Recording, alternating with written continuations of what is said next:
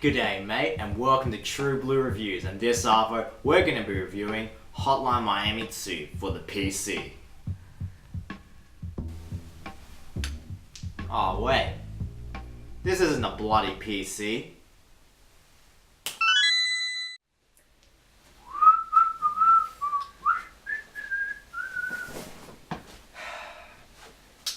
Alright, this should do it.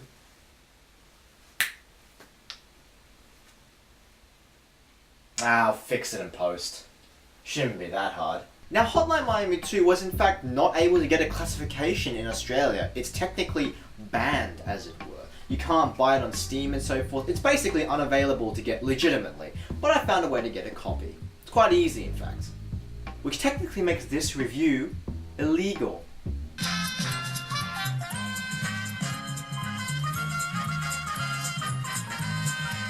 Hotline Miami 2 was certainly an enjoyable and delightfully frustrating experience. For those of you who don't know, Hotline Miami is kind of like a Technicolor Dark Souls. You will die. Die, and every time you die, it was almost entirely your fault. This game is hard and doesn't hold your hand in the slightest. Almost everyone can be killed in one shot, and so can you. Hotline Miami 2 is a great sequel to the original success that rewards reckless killing and at the same time highlights the gruesome sadness of it all. The chilling music after you clear a stage is still present, and it only highlights the tragedy that has taken place. The hits are still rewarding and you can really feel the impact of each swing. Visually, this game is as colorful and bright as the first one, with a couple of extra gruesome deaths in there for good measure. The music is also outstanding, although I would say it's not as memorable as the first soundtrack. There is a lot more melody and it takes more risks, especially with one track in particular.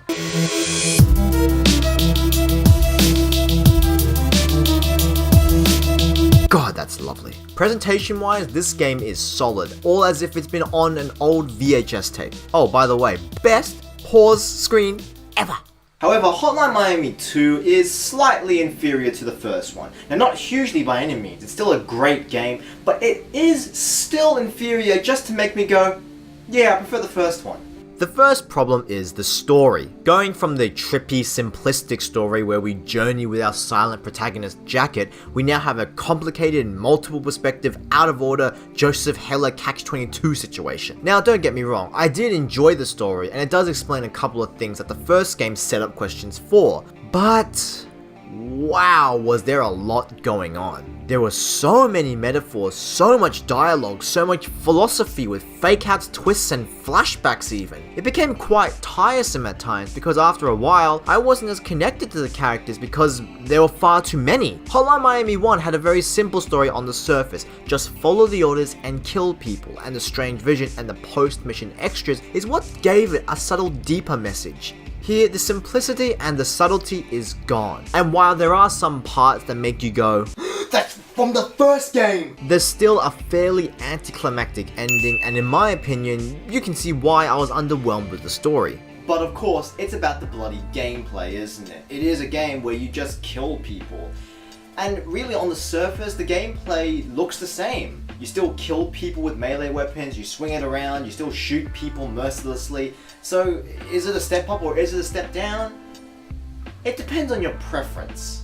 Instead of playing just as Jacket in the first games, we now have a bunch of different characters to choose from, and I mean a lot. They all have different play styles, such as a gun and knife that can be switched out, having a duo with a chainsaw and gun, having a guy with just 2 MAC-10s, or just punch everyone without using any weapons. It tries to mix it up constantly, giving new ways of playing and going around each mission, unlike the first game where the mask gave you only slightly different perks. For instance, the reporter does not use guns whatsoever. When you equip the gun, he actually empties it so the enemy can't pick it up.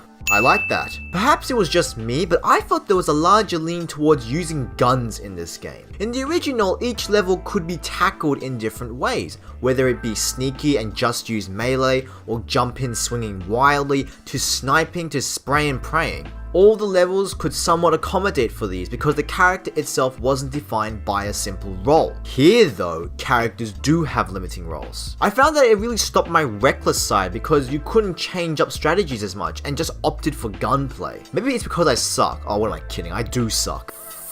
fuck! But there were only a few times I used mainly a melee weapon in a stage apart from stages that were specifically melee. Now, you may be a person who really likes to strategize in Hotline Miami, but I'm a person who likes to just go in all gung-ho and just kill everybody on sight like that shit.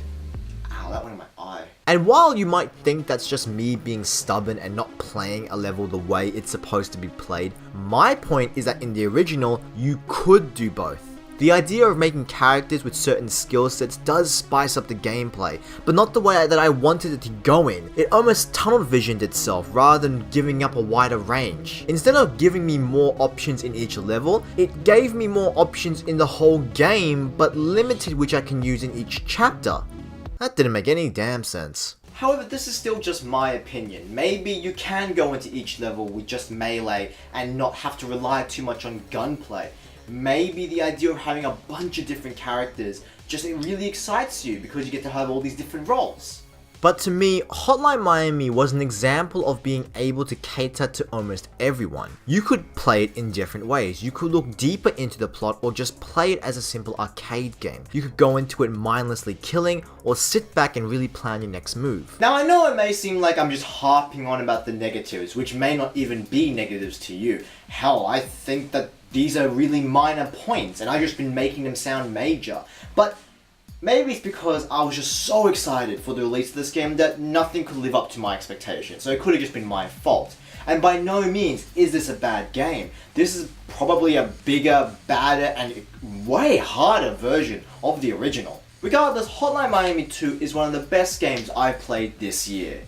I know that's only March, so I can't really make that statement, but its beautiful presentation, its addictive one more time gameplay, and a killer soundtrack, altogether, this makes a game that you just cannot miss. Have a good day, mate.